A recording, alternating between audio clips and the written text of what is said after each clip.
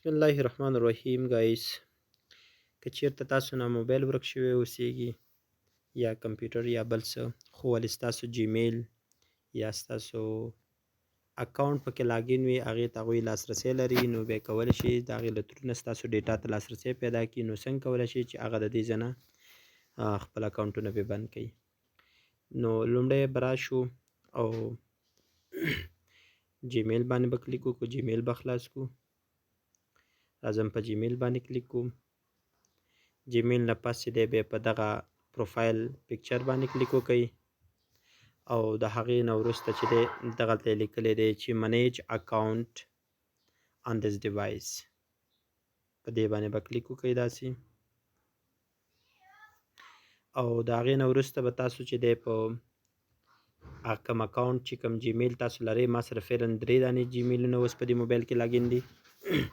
نو زه به راشم دا باندې کلیک وکړم، همدا زما ډیوایس یعنې یو زما جیمیل دی ساري. نو را به شم هغه مې انتخاب کو. د هغې نه وروسته به چې دی بیا لیکلی دي چې ګوګل اکاونټ، په ګوګل اکاونټ باندې به کلیک وکړم. د ګوګل اکاونټ نه وروسته به تاسو داسې لاړ شئ، دا به چې دی لږ سکرول دې طرف باندې به یې داسې سکرول کړم، یعنې داسې به یې ویسم. او دلته چې دی سیکیورټي دی، په سیکیورټي باندې به کلیک وکړئ.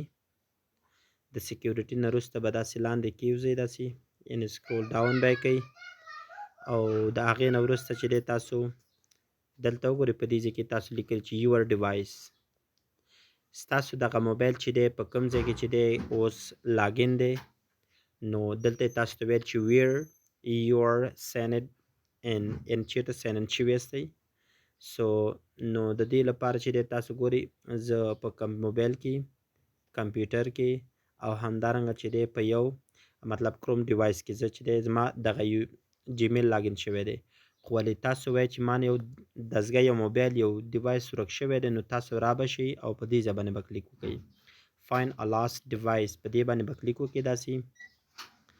د هغې نه وروسته چې دی تاسو ګورئ، ما چې دی دغسې یو کار، یعنې مطلب دغه ترتیب په 2024 کال د اکتوبر په 14 باندې چې دی ما یو موبایل هغه چې دی مطلب هغه یو حادثه ثبت شوې ده، مطلب هغې نه خو خیر زه لاګ آوټ شوی یم، خو تاسو ته یې ښیم چې څنګه تاسو کولی شئ د هغې نه لاګ آوټ شئ.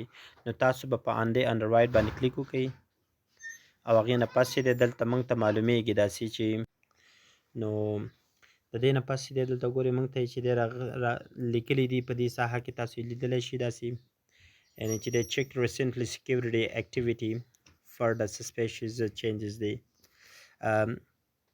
نو هغه چې کوم تغیرات چې تاسو په خپل دایې کې لرئ، نو هغه ټول دلته شته دی. نو د دې له ترو تاسو کولی شئ وګورئ، لږ دلته موږ ته لیکلي دي که چېرته تاسو غواړئ چې دی دا حادثه بس دا موږ منو چې هو دا موږ باندې شوې ده، نو تاسو کولی شئ نو تینکس باندې کلیک وکړئ، بس ورته نه دا موږ نه منو. که ویې منئ نو ریموو باندې کلیک وکړه، دا به ختمه شي. که چېرته غواړئ خپل ټلیفون ته زنګ ووهئ، کوم چې د دې سره وصل دی، نو تاسو په دې باندې کلیک کولی شئ او تاسو په سټپ ان همداسې مخکې به ځئ، نو تاسو بیا چې دی یو کالم کولی شئ، خو دلته دا چې دی اویلیبل نه دی. او هغې نه وروسته چې دی تاسو بیا کولی شئ چې دی اپریټر ته زنګ هم وهلی شئ، یعنې دستګاه سره هم اړیکه نیولی شئ. او د هغې نه وروسته که چېرته تاسو وایئ چې زه دا آوټ کوم، باید هغه ورته لاسرسی ونه لري، نو په همدې کټګوري کې چې دی تاسو سره به چې دی په دې لاندې ځای کې دغلته لیکل شوي اوسیږي، په دې ځای کې چې سین آوټ فرام دا ډیوایس، د هغه ډیوایس نه به هلته وځي، په هماغه باندې به کلیک وکړئ. زه خو خیر آوټ شوی یم ترې نه، زه لاګ آوټ شولم ترې نه. نو چې دی دې رقم تاسو کولی شئ د خپل اکاونټ نه چې دی راووځئ.